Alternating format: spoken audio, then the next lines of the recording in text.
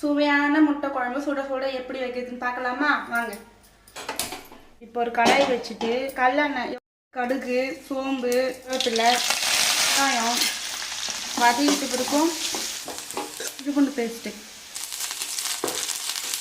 தக்காளி, தேவையானதுக்கு உப்பு, தூள், வீட்டு மிளகாத்தூள், கரம் மசாலா, முட்டை மசாலா. நீங்கள் வீட்டில் நாங்கள் அரைக்கிற மசாலா இது.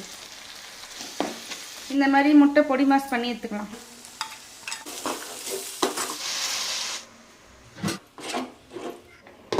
முட்டை போட்டுக்கலாம். சரி,